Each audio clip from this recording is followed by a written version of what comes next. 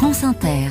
L'histoire du monde à présent, Anthony Bélanger, ça se passe au Japon avec la fin d'une cavale qui a duré près d'un demi-siècle. Oui, celle de Satoshi Kirishima, né en 1954. Il a appartenu à un groupe d'extrême gauche qui, au milieu des années 70, a semé la terreur au pays du soleil levant. On doit à ce front armé anti-japonais d'Asie du Sud, d'Asie de l'Est, c'était son nom, un des pires attentats jamais commis au Japon. En 1974, ce groupe terroriste a fait sauter une bombe au siège de l'entreprise Mitsubishi, causant la mort de 8 personnes et en blessant 360 autres. La faute de Mitsubishi aux yeux des terroristes, avoir fourni l'armée américaine pendant la guerre du Vietnam.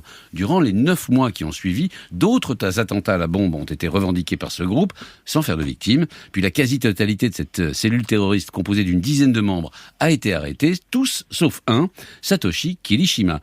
Pendant 49 ans, il a donc échappé à la police et à la justice japonaise.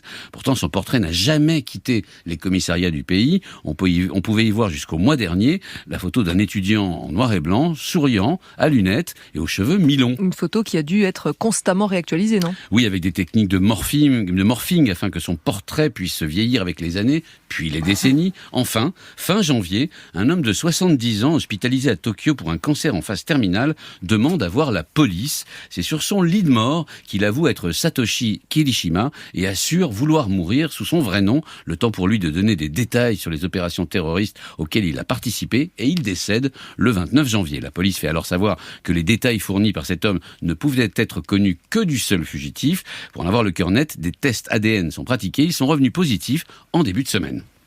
Et comment a-t-il pu échapper si longtemps à la police ?